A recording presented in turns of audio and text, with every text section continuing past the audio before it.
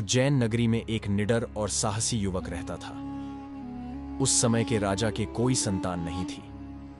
दुर्भाग्यवश राजा का अचानक निधन हो गया, जिससे राज्य में उत्तराधिकारी की समस्या उत्पन्न हो गई। राज्य के मंत्रीगण नए राजा की खोज में जुट गए।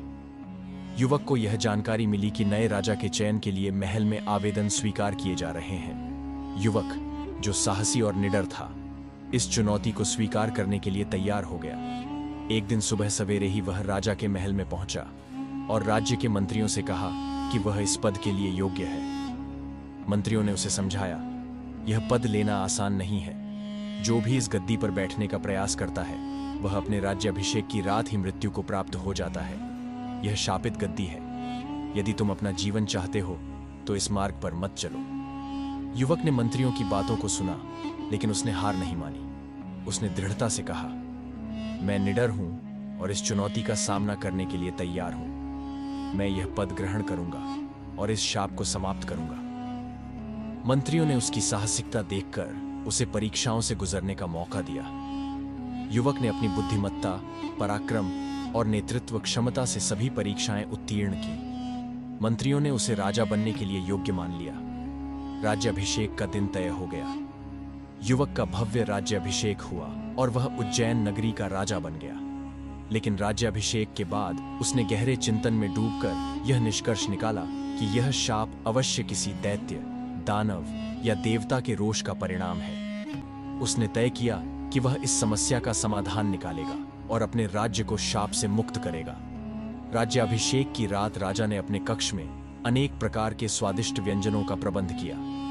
उसने इन व्यंजनों को बड़े प्रेम से सजाया और खुद तलवार लेकर कक्ष के एक कोने में छिप गया। मध्य रात्रि के समय अचानक एक अद्भुत घटना हुई। कक्ष में अग्नि बेताल प्रकट हुआ। वह देवराज इंद्र का द्वारपाल था। जब उसकी नजर व्यंजनों पर पड़ी तो वह अत्यंत प्रसन्न हो गया। उसने सोचा, पहले मैं इन व्यंजनों का आनंद लूं, फिर राजा को अपने साथ ले जाऊंगा। अग्नि बेताल ने व्यंजनों का स्वाद लिया और कहा, राजन, यह भोजन अत्यंत स्वादिष्ट है। यदि तुम मुझे हर वर्ष इससे भी स्वादिष्ट व्यंजनों का प्रबंध करोगे तो मैं तुम्हें अभयदान दूंगा।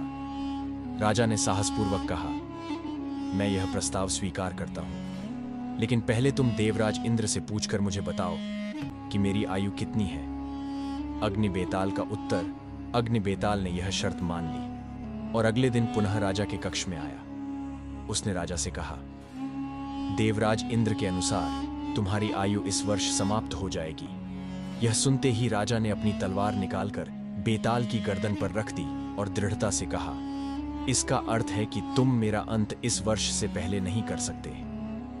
अग्नि बेताल राजा की बुद्धिमत्ता और साहस से अत्यंत प्रसन्न हुआ। उसने राजा से कहा, राजन, तुम्हारी निडरता और चतुराई ने मुझे जीत लिया। मैं तुम्हें और तुम्हारे राज्य को शाप से मुक्त करता हूं। इसके साथ ही मैं तुम्हें समृद्धि और अजेयता का वरदान देता हूं। महाराजा विक्रमादित्य का युग राजा की बुद्धिमत्ता और पराक्रम से शापित राज्य फिर से समृद्ध हो गया। राजा ने अपनी प्रजा के कल्याण के लिए अनेक कार्य किए और उज्जैन नगरी को स्वर्णिम युग में ले गए। वह आगे चलकर महाराजा विक्रमादित्य के नाम से प्रसिद्ध हुए और इतिहास में अमर हो गए। ये कहानी साहस, बुद्धिमत्ता और नेतृत्व की एक अद्वितीय मिसाल है, जो यह सिखाती है कि हर चुनौती का समाधान साहस और चतुराई से निकाला जा सकता है। अगर आपको हमारे वीडियो अच्छी लगे तो लाइक, शेयर और चैनल को सब्सक्राइब करें।